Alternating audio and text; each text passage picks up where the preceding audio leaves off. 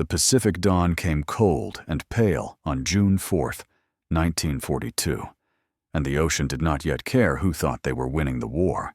3 American carriers lay hidden northeast of Midway, spread across gray water that smelled of salt and bunker fuel, their wakes stitched thin and white in the low light.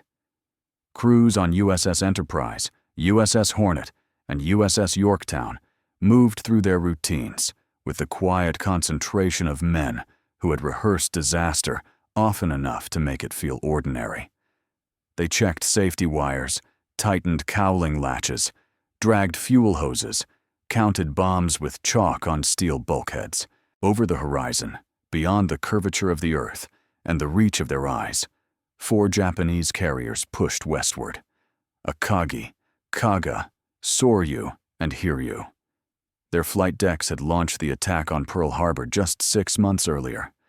In Tokyo, and in many wardrooms at sea, they were spoken of less as ships than as instruments of fate.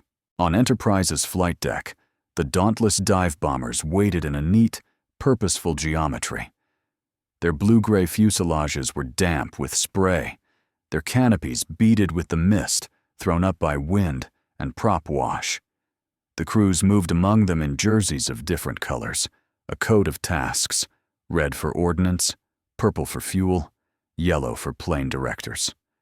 Voices were clipped and low. The only real music was the whine of starter carts and the rhythmic cough of engines turning over for the first time that day. Below, in the ready rooms, pilots sat in rows of worn metal chairs under low ceilings, their parachute harnesses already biting into their shoulders. The air was thick with coffee, tobacco, and the faint, sour smell of men who had not slept enough in too long. Chalkboards bore last-minute changes: target bearings, estimated enemy position, weather. The latitude and longitude were written and erased, and written again, never quite settling. Somewhere out in the empty air, Midway-based patrol planes were still searching for the Japanese main force. The airwaves chatted: contact reports, corrections, broken signals. No one on the American carriers yet had a clean, confident picture of where the enemy's carriers actually lay. They knew only that they were out there. They were moving, and they would strike. At 0430, the sky was still more night than morning. On Akagi and Kaga, Japanese deck crews moved with a similar practiced precision, their movements almost synchronized in the dim light. Aircraft, zeros, vals, kates, were aligned with mathematical care. Bombs and torpedoes were lifted by creaking winches. Fuel lines ran like veins across the deck, carrying aviation gasoline from tanks deep inside the hull to wing and fuselage. From the island superstructures, officers watched the preparations with the reserved confidence of men whose doctrine had been validated again and again. They had trained their air groups to a sharpness unmatched anywhere in the world. They had shattered fleets and bases from China to Hawaii. This morning was to be another in a series of correct moves executed by a superior force. On Midway itself, coral grit crunching under boots, Marine and Navy ground crews heard their own sirens begin to wail. Radar had picked up incoming formations. Anti-aircraft guns traversed and elevated, their steel barrels tracing invisible arcs in the sky as crews fed belts of ammunition into metal throats. The island's own aircraft were already taking off or struggling to, overburdened and underpowered in the damp morning air. By 600, the world around Midway became a lattice of contrails and flak bursts. Japanese bombers came in disciplined groups, steady and deliberate, their engines a distant, even roar. Defenders rose to meet them in a chaos of mismatched machines and desperate angles. Shrapnel and tracers carved patterns no one could fully read. On the Japanese carriers, radio reports came back. The first attack had hurt Midway, but not silenced it. A second strike seemed necessary. It was in this interval, this gap between the first Japanese blow and the preparation for the second, that the impossible began to take shape. On Enterprise, the order came: launch. Pilots stood, picked up their parachute packs, checked their sidearms more out of habit than hope, and walked toward the light at the top of the ladder. The air outside hit them with a mixture of cold wind and hot exhaust. Each man knew his own small universe of worry: fuel endurance, engine reliability, the weight of the bomb bolted under the fuselage, the altitudes they would have to climb to make the dive work. One of them glanced at his watch. He registered the time, not as a dramatic moment, but as a detail in a schedule. Takeoff, rendezvous, climb, search, attack, return. If return would be part of the sequence. The sea ahead looked empty. From the Japanese perspective, the air also looked empty. Scouts had reported American ships earlier, then lost them. There was confusion over the exact position and strength of the enemy. On Nagumo's flagship, Akagi, officers examined charts, weighed options, and argued quietly but intensely over whether to rearm aircraft for a second strike on Midway or prepare them with torpedoes for anti-ship work. Orders went out. Orders were modified. Bombs were moved, then moved again. Fuel lines stayed connected longer than doctrine advised. On the American side, as the Dauntlesses lifted off into the thickening day, fuel gauges already looked like accusations. The search area was enormous. The position reports from scouts were vague or flawed, numbers transposed, or bearings uncertain. Aircraft climbed into layered cloud, passed through moisture that beaded on windshields and froze at edges, then emerged into sun. The ocean below was an immense sheet of gray-blue, with no obvious target, only patterns of waves and the occasional white track of a distant ship too small to matter. Somewhere ahead, 4 carriers that had shaped the early war moved through the same indifferent sea, their decks crowded with power and vulnerability.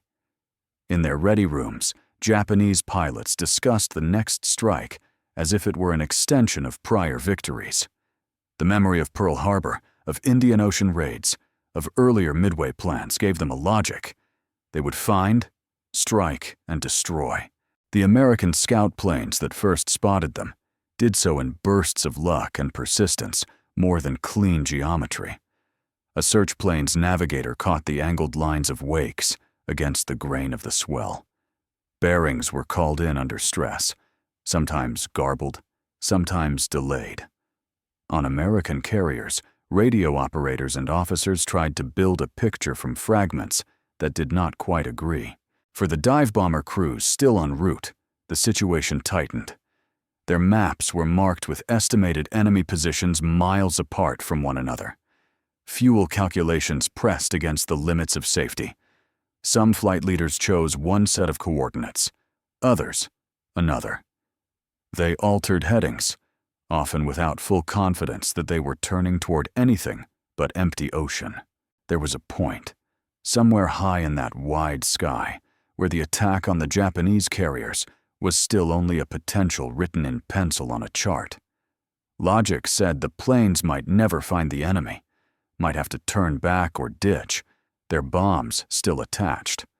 The notion that 3 of Japan's most powerful carriers could be found, attacked, and mortally damaged almost simultaneously by separate American squadrons, low on fuel, and divided by conflicting reports. This, at that moment, was not a plan so much as an improbability. Yet beneath the improbability ran the hard, quiet mechanics of war. Codebreakers in a concrete basement weeks earlier, admirals deciding on ambush positions days before, deck crews loading bombs and topping off fuel hours prior, pilots adjusting throttle and trim minute by minute. The moment when 3 carriers would be burning at once did not yet exist. It waited in the converging trajectories of aircraft and assumptions, in the tension between what one side believed about the war and what the other side had slowly, painfully learned to do. On Akagi's bridge, the sea still looked under control. On Enterprise's flight deck, the last of the Dauntlesses lifted, leaving behind a minor emptiness on the planked surface, like teeth missing from a jaw. In the sky between them, the air was open, the sun already high enough to hurt the eyes of anyone looking up. The war was about to hand both sides a reality that neither's early war doctrine had fully prepared them for, and it would do so in less time than it took to drink a cup of coffee on a ship's bridge. The Japanese did not think of themselves as living inside a false belief. They thought of themselves as operating within a proven system. For years before Midway, the Imperial Japanese Navy had trained its carrier air groups with a thoroughness bordering on obsession. Pilots selected for carrier duty endured long courses in formation, flying, bombing, torpedo runs, and navigation over open ocean. Their tactics emphasized coordinated, massed strikes, with fighters, dive bombers, and torpedo planes timing their attacks to saturate defenses. Each successful operation reinforced the conviction that the system worked because it was inherently superior. Pearl Harbor had been the most dramatic validation. The same carriers now nearing Midway had sailed far from home, maneuvered with radio silence, struck with precision at a fleet at anchor, and withdrawn with minimal loss. In the months since, they had raided across the Pacific and Indian Oceans, sinking ships, damaging bases, challenging the British and Americans in theaters they had thought secure. The image of the carrier force within the Japanese High Command was not merely positive. It was central to their sense of how the war would be won. Their belief rested on several pillars. One was the quality of their pilots. They had entered the war with air groups composed largely of veterans of the China War, men who had flown combat missions long before December 1941. Their gunnery and bombing accuracy had been honed in live operations, not just exercises. Another pillar was the combination of doctrine and technology. Their torpedo planes carried weapons of unusual performance, their dive bombers had proved accurate, and the Zero fighter had shown itself capable of outperforming most Allied types early on. Intelligence also played its part. Japanese planners had built their Midway operation on assumptions about American strength and will. They believed the U.S. Pacific Fleet remained psychologically unsteady after Pearl Harbor. They believed only 2, perhaps 3 American carriers were available, and that these could be drawn into a fight on Japanese terms by threatening Midway. They expected American reaction to follow patterns they had seen before: a cautious approach, attempts to reinforce or evacuate, reliance on slow battleships that were still recovering from previous damage. Underlying it all was a mental image of their opponent, an enemy brave but clumsy, industrious but slow to adapt, numerous but poorly coordinated. Within that framework, the plan to take Midway and destroy any relief force seemed not only sound, but elegant. There were cracks in the picture, but they appeared as hairlines, not fractures. Some intelligence officers worried that American code-breaking might be more advanced than Tokyo credited.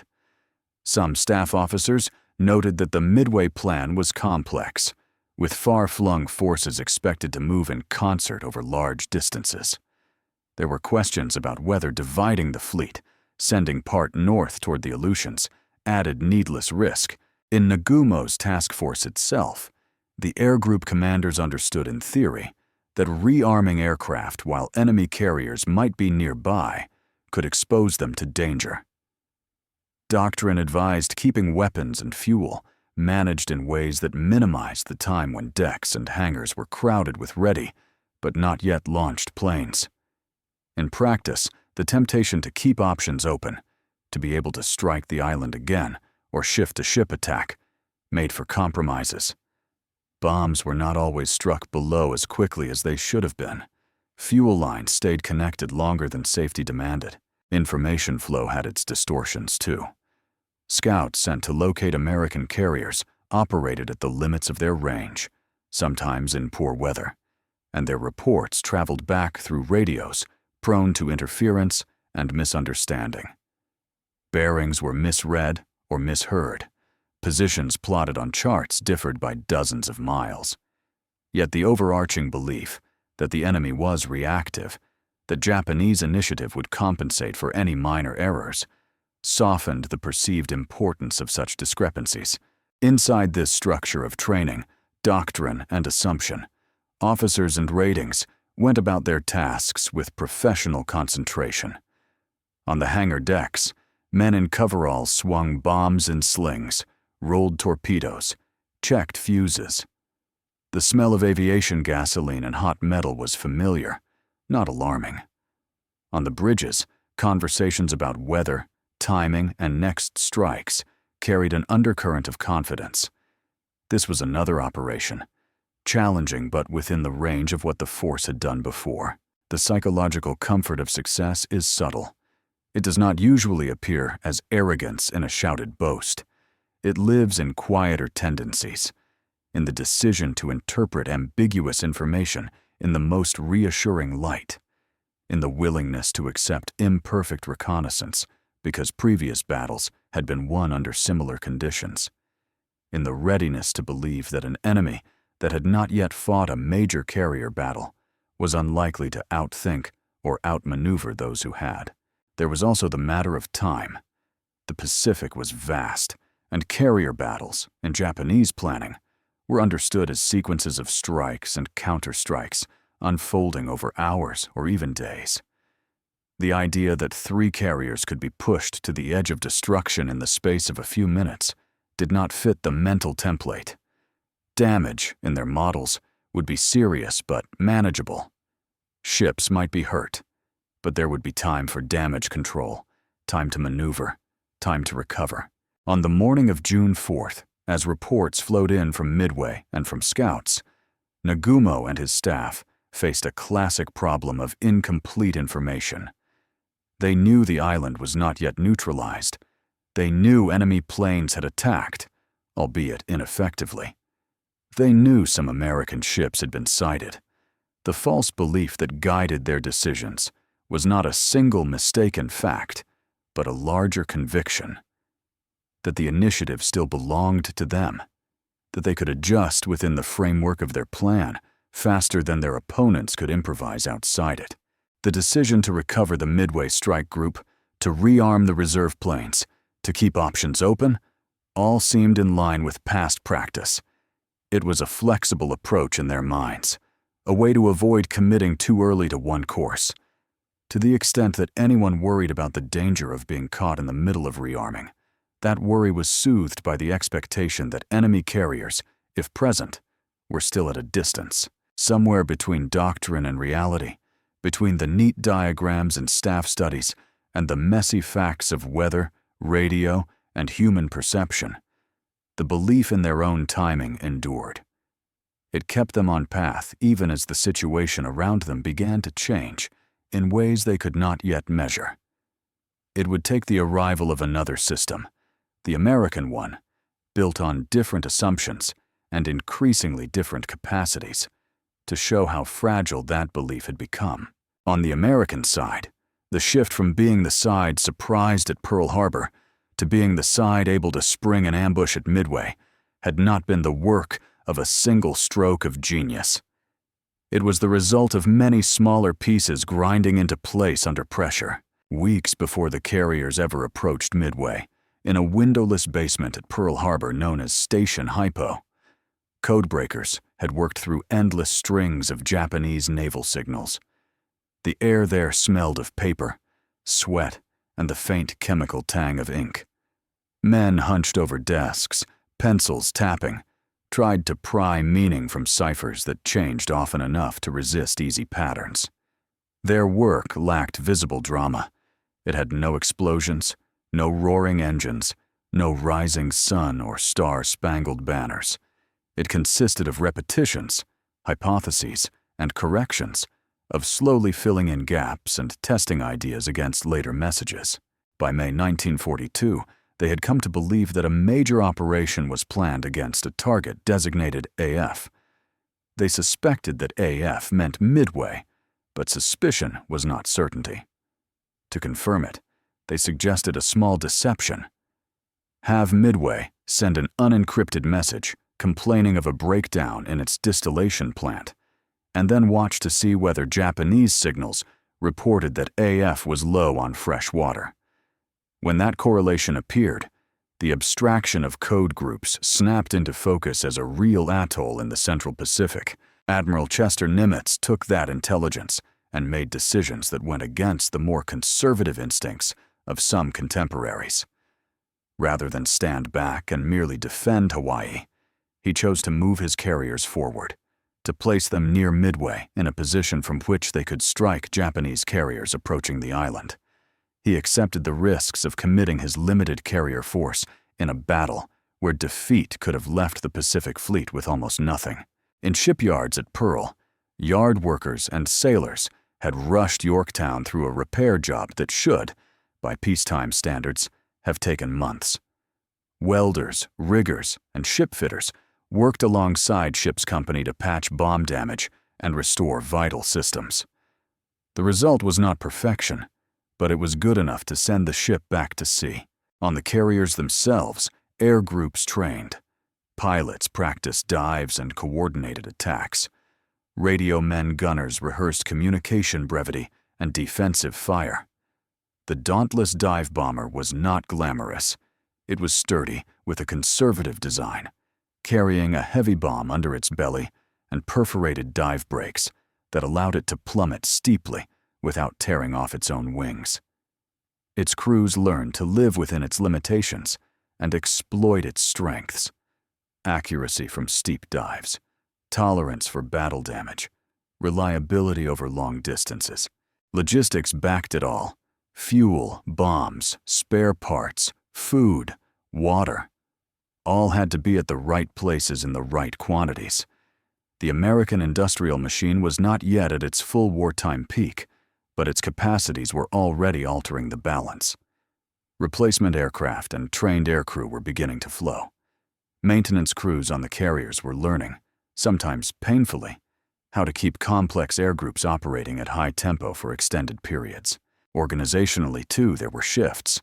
The U.S. Navy had grown up under battleship doctrine, but officers like Nimitz, Spruance, and Fletcher were learning to think in terms of carriers as central instruments.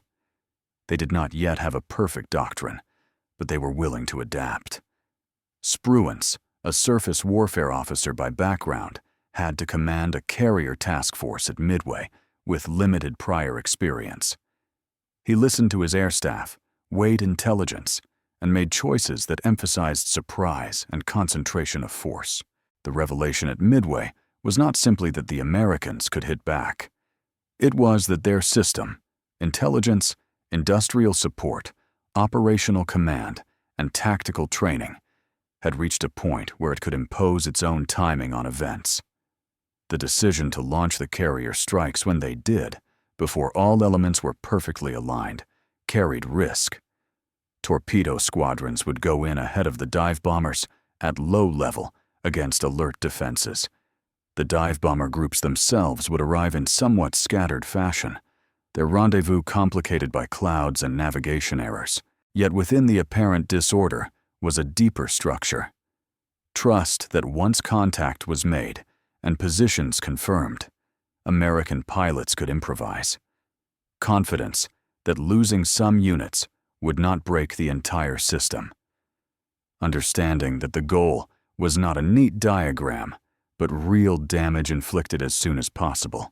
As the morning of June 4th wore on, these preparations translated into motion. Torpedo planes from Yorktown, Enterprise, and Hornet went in first, brave and tragically vulnerable.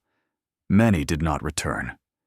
Their attacks, largely ineffective in terms of hits, nonetheless forced Japanese carriers into evasive maneuvers, drew down their fighter cover, and kept them from launching their own coordinated strikes at a critical moment. Above them, or rather, not yet directly over them, dauntless squadrons searched for the enemy. Some, following flawed vectoring, flew routes that never crossed the Japanese formations. Others ended up too far from their intended rendezvous points.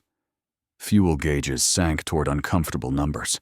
Pilots recalculated in their heads, deciding whether to turn back or press on. In one of these groups, near the limit of their endurance, a flight leader chose to alter course based on a hunch shaped by training and experience. He reasoned that the enemy carriers, having launched and recovered planes, were likely to be upwind of their earlier reported positions to facilitate launch and recovery. He turned his squadron into the wind. A little while later, the dark lines of wakes appeared on the horizon. The revelation, when it came, was visual and undeniable. Multiple carriers, their decks busy, their escorts milling around them. The abstract enemy of charts and briefings became a physical target spread out on steel and water. Over another sector of the same patch of ocean, a second American dive bomber group converged independently, drawn by similar reasoning and by glimpses of smoke and ship silhouettes through breaks in the clouds. The squadrons were not synchronized by clock, but by the simple fact that they had all been searching for the same thing for the same amount of time. From above, the Japanese carriers looked momentarily unready. Their decks were not empty. Their planes neatly struck below. Instead, aircraft were parked and being moved. Fuel lines lay where they should have already been retracted. Bombs and torpedoes were present in hangars and on elevators in various stages of preparation. The timing of their rearming cycle had intersected with the timing of the American search in a way no one on either side had planned. For the American dive bomber crews, the moment contained no grand sense of strategic revelation. It was brutally practical. They had found the enemy. They had fuel for one attack, and, if they were lucky, a return. Their job now was to form up quickly enough to make their dives effective, to identify the most valuable targets, to avoid bunching up so tightly that they collided in the dive. At the tactical level, the revelation was the same as it always is in war. The enemy was both vulnerable and dangerous at the same time. The system that had brought the Dauntlesses there, the codebreakers, the admirals, the shipyard workers, the deck crews, had delivered them a fleeting window. Once they rolled over and committed to the dive, they would discover whether all that machinery of effort could be converted into real damage in the space of a few minutes. When reality finally arrived for the Japanese carrier force, it did so from above, out of a sunlit sky that had looked, moments earlier, like a domain they understood. Lookouts on Kaga, Soryu, and Akagi were trained to scan low and level, to watch for torpedo bombers skimming the waves. That morning had already confirmed the danger from below. American torpedo planes had come in and died in large numbers, leaving behind only wakes, drifting debris, and the memory of their courage. Fighters and anti-aircraft crews had spent precious ammunition fighting off those low-level assaults. Up above, the air seemed quieter. Fighters that might have been placed higher were down at lower altitudes, hunting torpedo planes or circling for recovery. The carrier decks, meanwhile, remained busy with the work of war.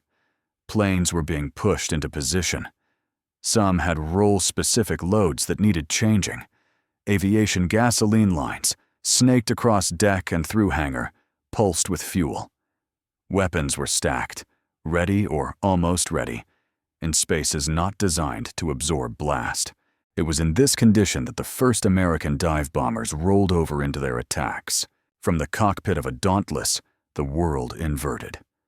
The pilot pulled back to initiate the half-roll, then pushed the nose through until the horizon swung from level to vertical and then down.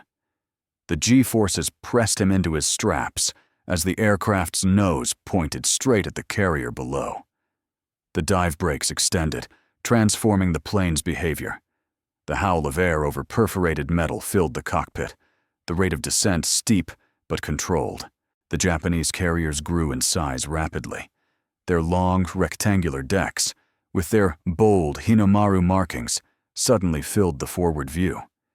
The pilot could see individual aircraft parked or being moved, clusters of crewmen, the foaming bow wave at the ship's prow. Anti-aircraft fire climbed to meet him, black bursts and white puffs, but in the dive the geometry favored his focus. One ship, one aiming point, one bomb. On the Japanese bridges, officers felt the change first as a report, then as a physical phenomenon. A lookout's shout, a point upward, a recognition that the specks overhead were not distant friends, but enemies already committed to an attack. Orders were snapped. Increase speed. Turn the ship. Put the wind across the deck in a way that might throw off the attacker's aim. It was motion against physics. A ship of that tonnage could not pivot away quickly enough from bombs already dropping. One carrier, Kaga, found herself the unintended recipient of multiple squadrons' focus. Confusion in the initial attack plan, compounded by the pressure of the moment, led several American leaders to lock onto the same target. The result was catastrophic concentration.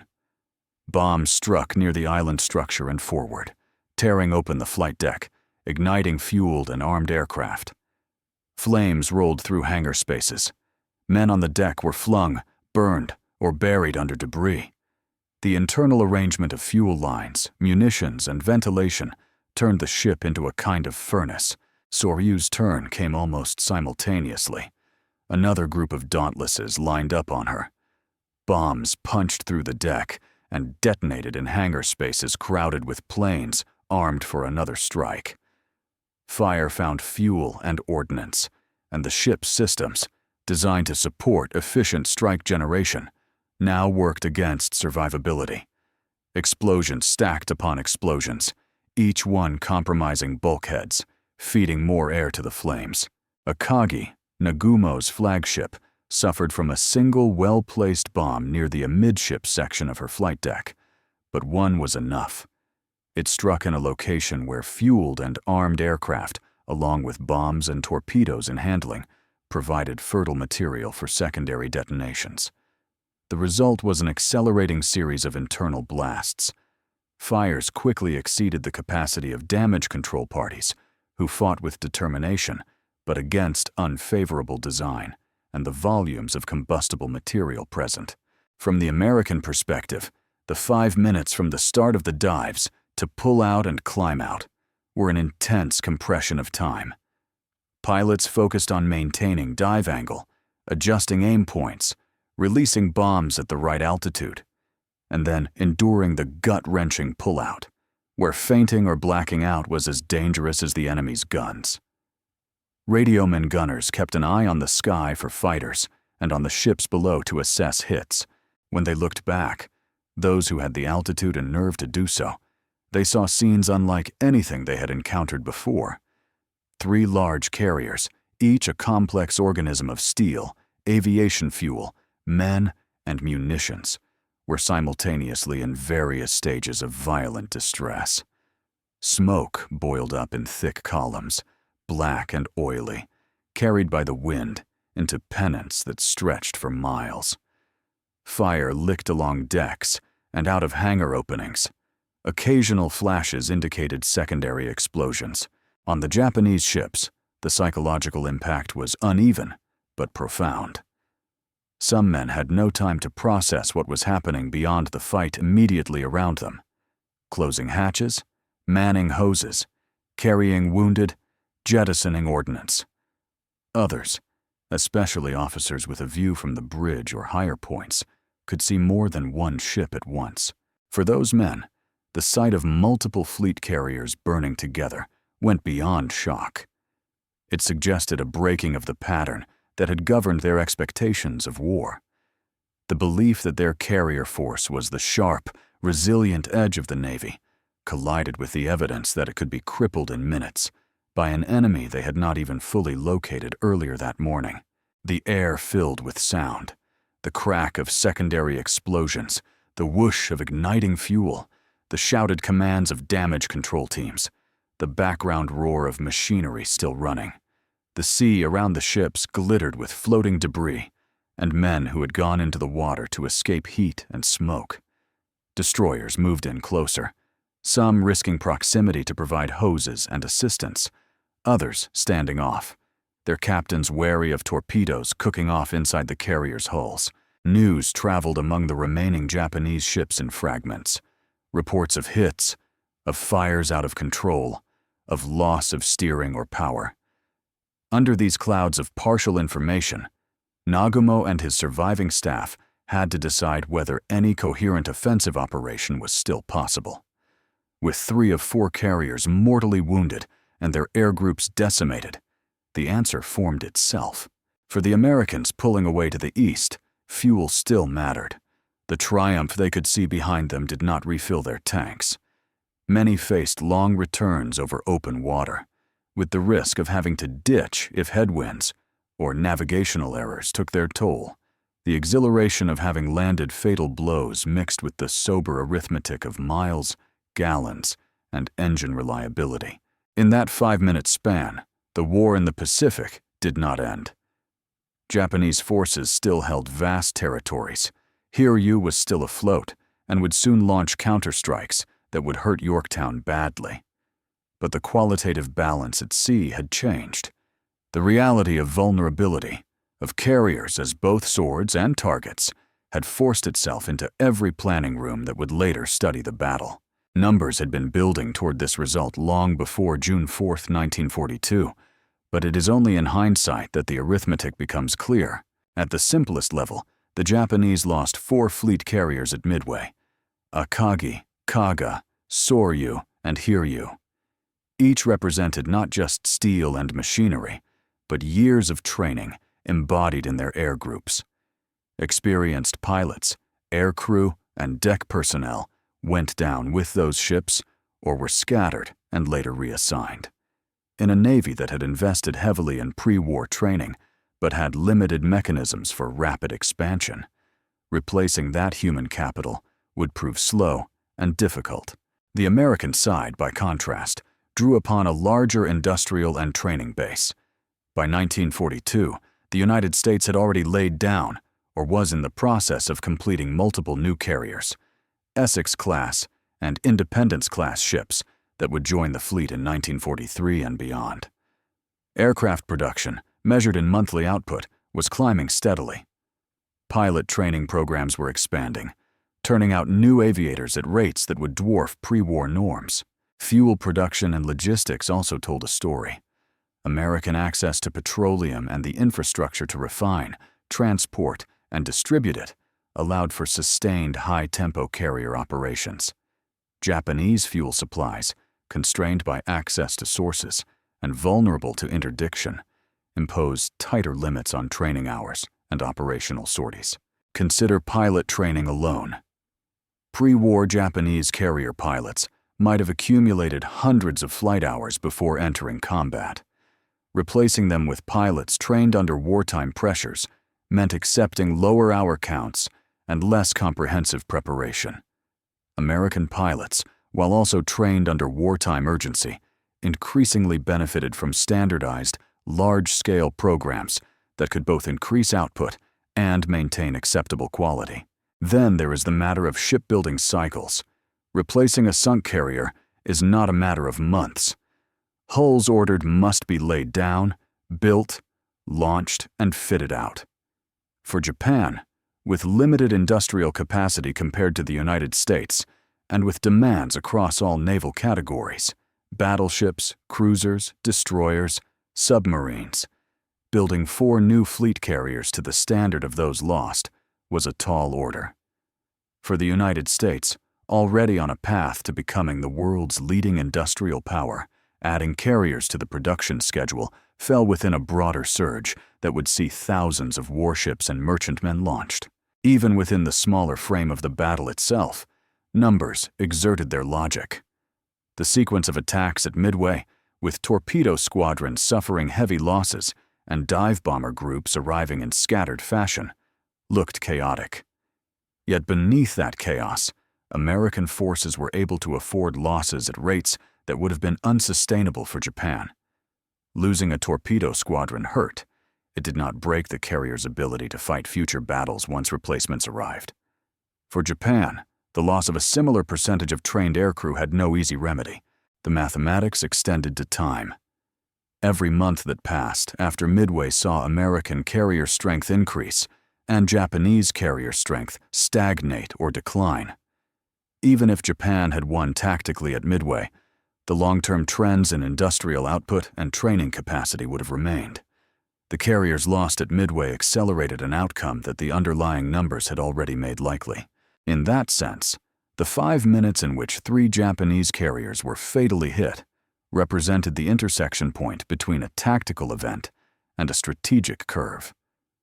The curve, defined by production figures, training throughput, logistics capacities, had been bending in a certain direction since before the war began. The event made that curve visible in a way no table of figures could for the men who watched the smoke rise over the Pacific. After the battle, analysts and historians would assign tonnage values, sortie rates, aircraft losses, and replacement timelines to the narrative. They would note that Japanese shipyards and training programs never fully recovered from the loss of so many experienced crews and platforms at once. They would point out that American carrier task forces in later engagements could deploy more air groups, absorb more damage, and return more quickly to action. The cold assessment is stark. At Midway, Japan staked a significant portion of its carrier strength on an operation predicated on assumptions that had not kept pace with the enemy's growing capabilities. When the gamble failed, the structural asymmetry in industrial and organizational power turned what might have been a temporary setback into a lasting deficit. On the ocean surface that day, the numbers were translated into burning ships and men in the water. In ledgers and planning rooms far from the noise, they would later be expressed as ratios, charts, and recommendations. The war, increasingly, would become a matter of how many hulls could be built, how many pilots could be trained, how many tons of fuel could be delivered, to how many task forces over how many miles. Midway's outcome said, in effect, that the side with the better arithmetic and the willingness to use it had taken the lead. The smoke from the burning carriers eventually thinned, carried away by Pacific winds that bore no allegiance. The ships sank or drifted beyond hope of salvage. Survivors were picked up or left to the ocean, their individual stories fragmenting into thousands of private memories. In the months and years after Midway, the war in the Pacific did not become easier or less brutal. Fighting on Guadalcanal, in the Solomons, across New Guinea, and finally through the Central Pacific island chain, took a steady toll on both sides. Yet at each major carrier engagement that followed, Eastern Solomons, Santa Cruz, Philippine Sea, the pattern that had asserted itself at Midway reappeared. American carrier strength increased. Japanese strength diminished.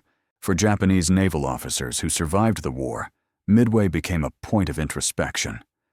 Some saw it as the moment when overconfidence met reality, when the belief in the invincibility of their carriers collided with the combined effect of Allied intelligence, industrial power, and tactical adaptation. Others framed it as an inevitable outcome of a war that Japan, given its resources, could not long sustain against an industrial giant. Many carried memories less abstract, the feel of a deck heaving under explosions, the glare of flames on steel, the smell of burning fuel, the faces of men they had known who did not make it off the ships. For American veterans, Midway held a different weight. It was not a story of easy triumph. The losses among torpedo squadrons, the damage to Yorktown, the knowledge of how tightly luck and judgment had intertwined, these tempered any sense of simple victory. Yet the battle offered a concrete example of how preparation, intelligence, and courage could reverse a sequence of defeats. It showed that the shock of Pearl Harbor could be answered not just with slogans, but with operations that imposed real cost on the enemy. Strategically, Midway signaled to planners and political leaders that the initiative at sea was no longer purely in Japanese hands. It provided justification for further investment in carrier forces, for doctrines that placed mobile air power at the center of naval thought. It confirmed that codebreaking and signals intelligence were not academic pursuits, but essential weapons. In a broader human sense, the battle illustrated the recurring motifs of industrial war in the 20th century. The distance between the beliefs with which nations enter a conflict and the realities that conflict imposes, the extent to which organization, logistics, and information can outweigh individual bravery, the way in which a few minutes of concentrated violence can crystallize trends that have been forming quietly over years. If there is a final image that holds Midway together, it may be that of 3 carriers burning at once under a clear sky, their hulls still buoyant for a time, their flags, perhaps, still flying even as their usefulness as instruments of war evaporated in heat and smoke.